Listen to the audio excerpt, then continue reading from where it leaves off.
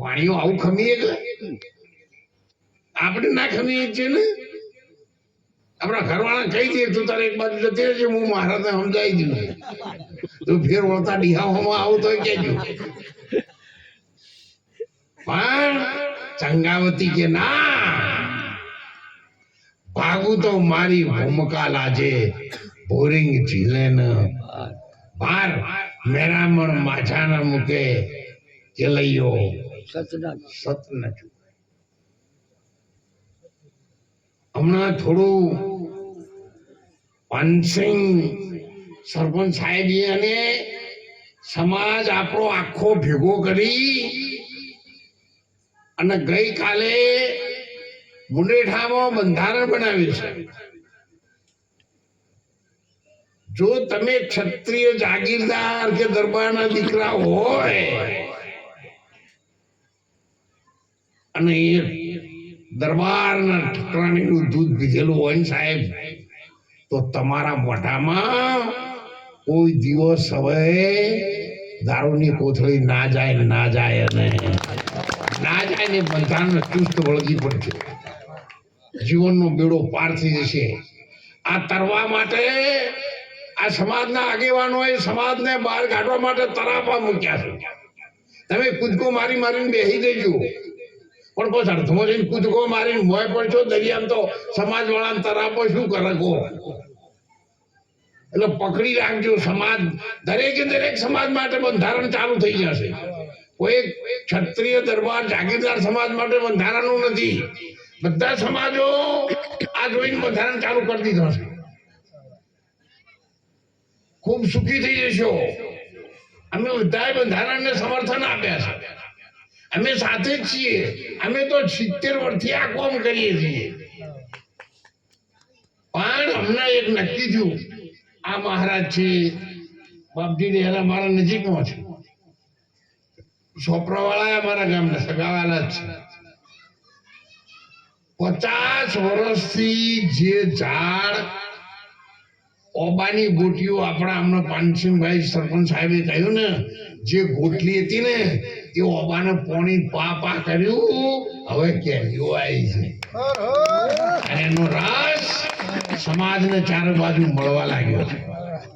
અને રસ અંબાજીનો રોટલો જુનાગઢમાં પહોંચ્યો અને જુનાગઢનો રોટલો 1200 કિલોમીટર દૂર તમારે રણુજા ચાલીને જવું પડતું હતું ને, એની જગ્યાએ રામદેવજી મહારાજે આપણા બધા એમના ખોળામાં લઈ લીધા. એમના ખોળામાં ઘર કરી આવ્યું. આવો તમે તાર આવો, બધી વ્યવસ્થા છે. ખૂબ ભગવાન કૃષ્ણ ગણો, ભગવાન કનૈયો ગણો, ભગવદ ગીતાના કૃષ્ણ ગણો, ડાકોર વાળા ઠાકોર ગણો. એમણે જ અજમલ રાજાને કહ્યું, અજમલ જા, તારાથી હું પાવન પગલા કરીશ. અને એનું નામ રામદેવજી મહારાજ છે. એને કૃષ્ણમાં કોઈ ફેર, એ જ ભગવાન પોતે આવ્યા હતા.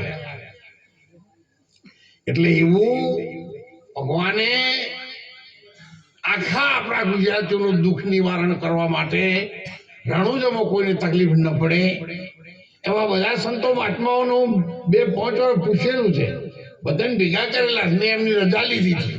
મેં એમના ચરણોમાં મસ્તક નમાયું હતું કે તમે બધા મને આશીર્વાદ આપો તો મારા આ કામ હાથમાં એવું. સમાજ મને 10 વર્ષથી કે કરતી હતી, મહારાજ આ કામ કરો, તમારા ઉપર 18 સમાજને વિશ્વાસ છે અને આ કામ થયા વગર રહેશે નહીં. અને કામ આપણે હાથમાં લીધું છે. હવે એની ધર્મની ધજા ઉપર 4થા-5મા માળ ફરે એ કામ તમારે કરવાનું છે. એટલે બધા સિઝન આવે છે નજીક. કોઈ પાછી પાણી કરશો નહીં. ભાઈઓ બહેનો દીકરીઓ બહેનો તમે કહેજો, મેં અમારા ગામની બહેનો હશે ને ભણીઓ હશે ને અમારા આજુબાજુના ગામની દીકરીઓ અમે કેટલાય બેસી રહ્યા છે. એ બધા પાછા કે કરજો તમારે કરવાના મહારાજ પેલું કહી જાય, ભૂલી ના જો.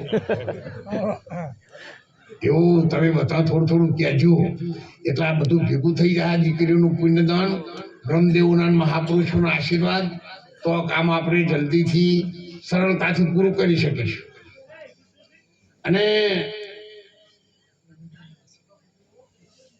અમારે પોપટજી આવ્યા છે વાસણથી 500 રૂપિયા સંતોની પ્રસાદીમાં એમણે આપ્યા છે. ખૂબ ધન્યવાદ.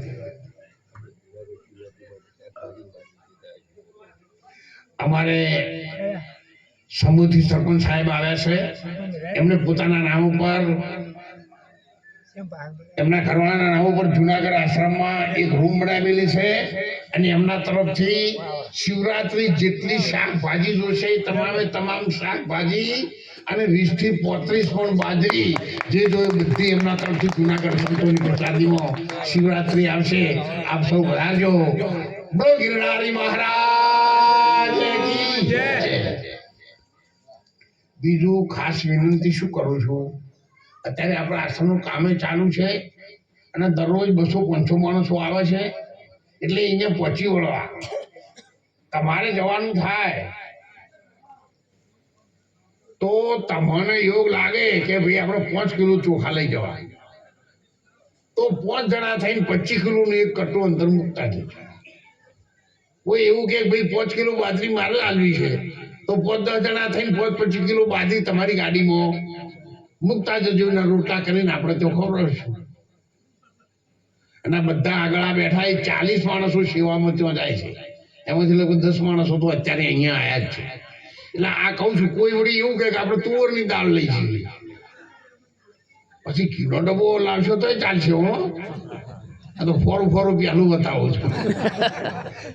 પણ કોઈના મનમાં થઈ જાય ભાઈ મારા ભાઈ બહેન માટે મારા બાના નામ ઉપર મારા ભાઈના નામ ઉપર પણ આવું પુણ્ય કરું છું તો તમે જતા હો તો ગાડી મૂકતા જજો તો એટલો લોડ હાલ મોત કોમમાં ઓછો પડે. કારણ કે 1 મહિનામાં લગભગ ₹1,00,000 જેવો પરચુણીઓ જમાડવાનો ખર્ચો આવે તો એ ₹1,00,000નો મોતકોમ આપણે વધારે કરી શકીએ ને. અને તમે થોડું લાવો તો એમાં કોઈને કશું નડવાનું નહીં. આપણે મેં કહ્યું હતું ભાઈ 5-5 ગોદડા બધા જે આવો એ લાવજો. તે અત્યારે લગભગ 700,000 ગોદડા છે, હવે મેળવાની જગ્યા નહીં એટલે હમણાં ના લાવશો. ખાટલા કીધું તો 60 અમે લઈ જતા 40 ખાટલા કોટવાળા વધારભાઈનો છોકરો લાવી મૂકી ગયો. કાલ વળી ભાઈ 10-15 ખાટલા નોરતા મૂકજો પણ હવે જગ્યા નહીં મેળવાની એટલે હમણાં માપ રાખજો. હવે આ ખાવા વાળું છે ને એ તમારાથી બને તો મોકલજો. કાલે હું ગયો તો ઉમરી એટલે ત્યાં પરાવો ગયો તો એ પરાવાળાને કીધું તું મહારાજ અમે જઈશું ત્યારે વિષ્ણુ બાજરી લઈ જઈશું.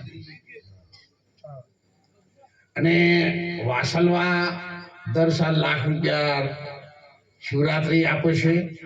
જુનાગઢમાં પણ દાન આપ્યું છે. અને જોડે ઓબલેશનના સંતો છે એમને પણ લગભગ ઘર દીઠ ₹51,000 ઘર દીઠ. જો આપણે એ બધા ભેગા થઈને મહેનત કરીશું, મારું એવું માનવું છે કે સિઝન સારી છે જો બધા મહેનત કરો તો આપણે ગમે તે કરીને ભાદરવો મહિનો આવે ત્યાં સુધી 3 માળ પૂરા કરી અને સારામાં સારી સેવા આપી શકીએ એવું મારા મનમાં એક ભાવ છે. બધા મહાપુરુષોને લઈ જઈએ, તમામ ધર્મ સંપ્રદાય સંત સાધુ અતિ ફકીર બધાને લઈ જઈએ અને એમને ગાડી ભાડું અને જબરદસ્ત દક્ષિણા આપીએ કે ના રણુજમો ધર્મશાળા કરી અને આશીર્વાદ આલેલા ભદ્ર પડી છે. એવું આપણે બધા કરીએ. સૌને મારા વંદન છે. તો વહેલા 10 વાગે જતો રહેવાનો હતો પણ હવે પછી બધા બેઠા એટલે પછી હું એ બેઠો ન કે વધારે બેસી શકતો નહીં. ઠંડો પવન મને આવે ને તો કફ થઈ જાય છે, પછી 2-3 દિવસ સુધી તકલીફ પડે છે. એટલે હું 2 દિવસ રણુજા ઠંડીમાં રહું એટલે 3જા દિવસ રહી શકતો નહીં એટલે પાછો આવતો રહું છું. નકે તો ભારતીબેન એકલા છે હું એમની જોડે ના રહું. હમણાં ઘુમરામાં 15 દિવસ સુધી મૂક્યા હતા એમને કે ભારતીબેન એકલા છે તમે 15 દિવસ સુધી જાઓ, દીકરી એટલી તો ન રહી શકે, પરદેશ કહેવાય, બીજું રાજ્ય કહેવાય, ભાષા પણ જુદી છે, છતાં પણ એની જીગર ખાલી છે. એટલે રામજીભાઈની બેબી પણ સાથે છે. એટલે તમારે પણ કોઈને અહીંયાથી સેવામાં જવાનું હોય, પતિ પત્ની હોય અથવા તો રોટલા બનાવી શકે એવી સ્થિતિવાળું બેન દીકરી હોય તો ભારતીબેન 2 વર્ષ માટે ત્યાં રહેવાના છે સતત. એટલે એમની જોડે રોટલા બનાવવાની સેવા કોઈને કરવી હોય તો જઈ શકે છે, પુરુષ હોય તો જઈ શકે છે. જો કદાચ તમે ફ્રી ઓફ સેવા ન આપો તો તમારે કોક જરૂર છે તો 25 રૂપિયા લેવા હશે તો એ અમે આશ્રમ તરફથી આલશું, અને એમ ના લેવા હોય તો તમારા કોક દાડો અવસર આવશે તાણે આશ્રમ કદી ઉભો રહેવા દે નહીં. કોઈને સેવા કરવી આવવાનું હોય તો ઓછામાં ઓછા 10 માણસોની જરૂર છે. અત્યારે હાલ 6-7 માણસો તો છે જ, બીજના દાડે 50-60 માણસો જાય છે, છતાં પણ સતત ધસારો વધી ગયો છે.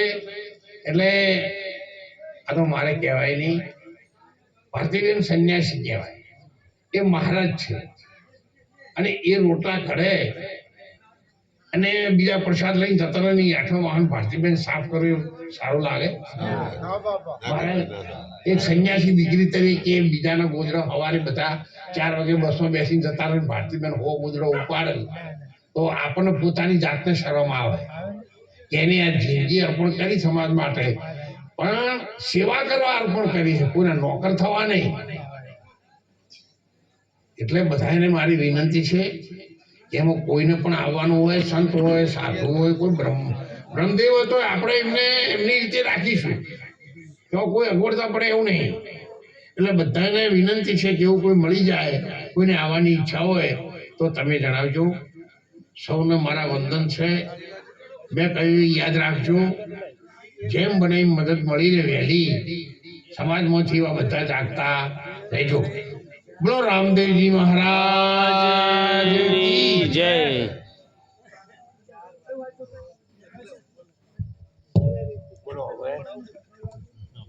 ધન્યવાદ મહારાજ શ્રી જે સંદેશો જે સમાજને, ભક્તજનોને, સંતોને જે આપ્યો એનો